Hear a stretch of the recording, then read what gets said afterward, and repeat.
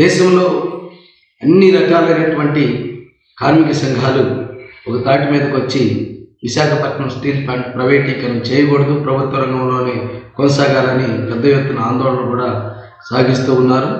ఈ నేపథ్యంలోనే నరేంద్ర మోడీ ప్రభుత్వం ఒక అడుగు ముందుకేసి విశాఖపట్నం స్టీల్ ప్లాంట్ యొక్క భూముల్ని అమ్మేయటానికి నిర్ణయం తీసుకోవటం చాలా దుర్మార్గం. ఇది దేశ ద్రోహకరమైనటువంటి చర్యగా మేము భావిస్తూ ఉన్నాం.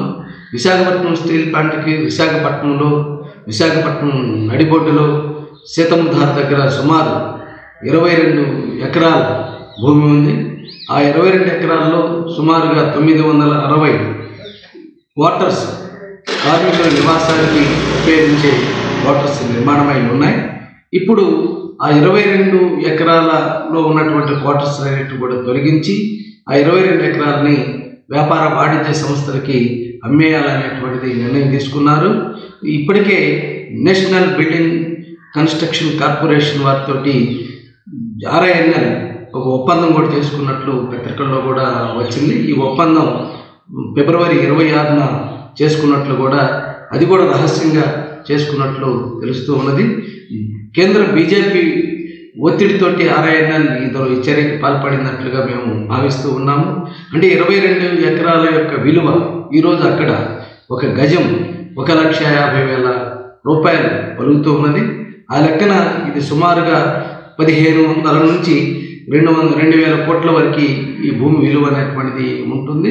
ఇది ప్లాంట్ యొక్క విస్తరణకి, ప్లాంట్ యొక్క రకరకాలైనటువంటి కార్యకలాపాలకు వినియోగించాల్సినటువంటి స్థలాన్ని రియల్ ఎస్టేట్ వ్యాపారం చేసుకొని దాన్ని అమ్మేసి ఆ విధంగా కేంద్ర ప్రభుత్వం ఆ నిధులన్నింటినీ తన బడ్జెట్కి తరలించుకెళ్ళడం కోసం తీవ్రమైనటువంటి ప్రయత్నం చేస్తూ ఉన్నది. దీన్ని మేము తీవ్రంగా ఖండిస్తూ ఉన్నాం. ఈ చర్య నుంచి వెంటనే వెనక్కి వెళ్ళాలనేటువంటిది కేంద్ర నరేంద్ర మోడీ ప్రభుత్వాన్ని డిమాండ్ చేస్తూ ఉన్నాము. అలాగే రాష్ట్ర ప్రభుత్వం కూడా స్పందించాలి. దీని మీద సీతంధారలో ఉండేటటువంటి RINL యొక్క భూముల్ని అమ్మకూడదు అనేటువంటిది ప్రకటన కూడా చేయాలనేటువంటి రాష్ట్ర ముఖ్యమంత్రి జగన్మోహన్ రెడ్డి గారికి నేను విజ్ఞప్తి చేస్తూ ఉన్నాను.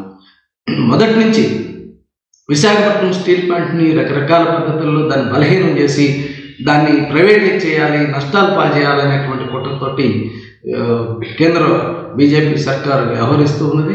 అలాగే రాష్ట్రంలో అధికారంలోకి వచ్చినటువంటి ప్రతి ఒక్కరు కూడా విశాఖపట్నం స్టీల్ ప్లాంట్ అభివృద్ధికి దాన్ని బలపరచడానికి ఎటువంటి చర్యలు చేసుకోలేదు. గతంలో విశాఖపట్నం స్టీల్ ప్లాంట్ 2003-04 ఆ కాలంలో దాన్ని అనుబంధంగా ఒక శాటిలైట్ పోర్ట్ నిర్మించాలనేటువంటి నిర్ణయం అనేటువంటి జరిగింది. అప్పుడు విశాఖపట్నం స్టీల్ ప్లాంట్ దగ్గర డబ్బులు ఉన్నాయి. 2003-04 సంవత్సర కాలంలో నికరంగా 1,300 కోట్ల రూపాయల లాభాలు ఆర్జించింది. ఆ శాటిలైట్ పోర్టు ఏర్పాటుకు సుమారుగా 1,900 ఎకరాల భూమి కూడా స్టీల్ ప్లాంట్ దగ్గర అనువైనదిగా సముద్ర తీర ప్రాంతంలో ఉంది.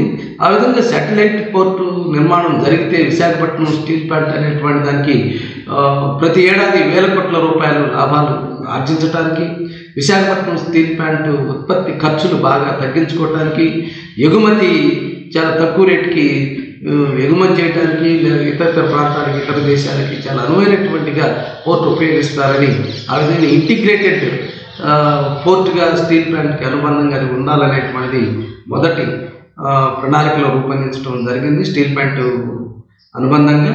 కానీ ఆనాటి ప్రభుత్వం శాటిలైట్ పోర్ట్ నిర్మాణం చేయకుండా స్టీల్ ప్లాంట్ దగ్గర ఉన్నటువంటి భూములన్నిటిని కూడా సుమారుగా 1,400 ఎకరాల భూమిని ప్రైవేట్ పోర్ట్ అయినటువంటి గంగవరం పోర్ట్ యాజమాన్యానికి కట్టబెట్టడం జరిగింది. అప్పుడు ప్రభుత్వం,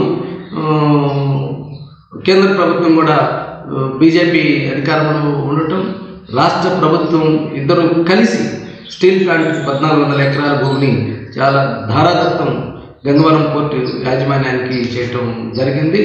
ఇది స్టీల్ ప్లాంట్కి తీవ్రంగా నష్టం జరిగింది. అప్పటి నుంచే స్టీల్ ప్లాంట్ తన దగ్గర ఉన్నటువంటి నిధులతోటి ఒక ఇంటిగ్రేటెడ్ పోర్టును మేము నిర్మిస్తాము, శాటిలైట్ పోర్టుని అంటే కేంద్ర ప్రభుత్వం తిరస్కరించింది, రాష్ట్ర ప్రభుత్వం తిరస్కరించింది.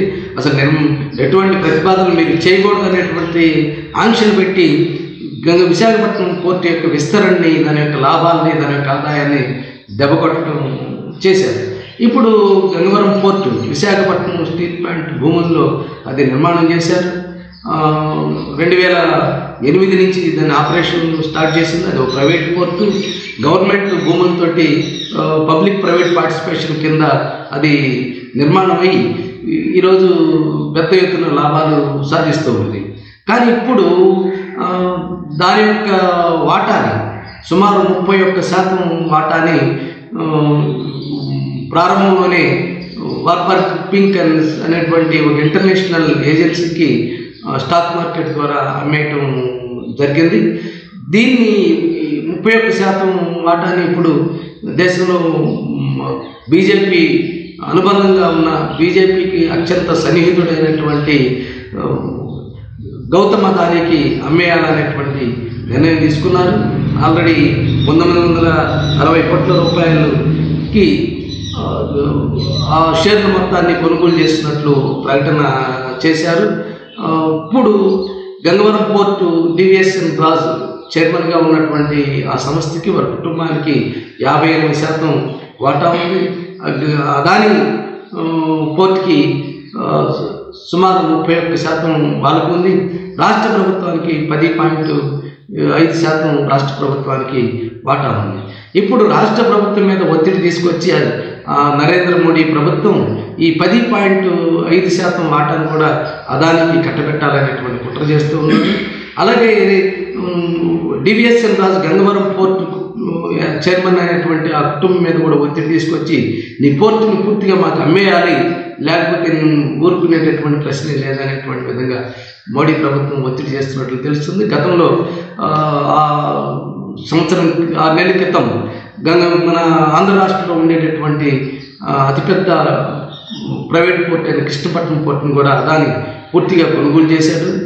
రాజకీయ ఒత్తిడికి పెట్టించి, మోడీ చేత భయపెట్టించి అక్కడ ఉన్న యాజమాన్యం అమ్మేలాగా తీవ్రమైనటువంటి వేధింపులు చేసి అదానికి అమ్మేలాగా చర్యలు తీసుకోవడం జరిగింది. ఇప్పుడు అదాని వాళ్ళు గంగవరం పోర్టులో కూడా కాలు పెట్టేసి మన విశాఖపట్నం స్టీల్ ప్లాంట్ని కూడా కబ్జా చేయాలనేటువంటి దుర్బుద్ధి ఇందులో ఉన్నట్లు స్పష్టంగా మనకి కనిపిస్తూ ఉన్నది. దీన్ని ఎట్టి పరిస్థితులను కొనసాగించడానికి వీలైనటువంటిది. 1400 ఎకరాలు స్టీల్ ప్లాంట్ భూమిని తీసుకొని ఆ యొక్క పోర్టులో ఎటువంటి భాగస్వామ్యం స్టీల్ ప్లాంట్కి కేటాయించకుండా రాష్ట్ర ప్రభుత్వం వ్యవహరించడం అనేటువంటి సరైనటువంటిది కాదు. ఇప్పుడైనా మేము డిమాండ్ చేస్తున్నాం, ఆ 31% వాటాన్ని రాష్ట్ర ప్రభుత్వమే కొనుగోలు చేయాలి.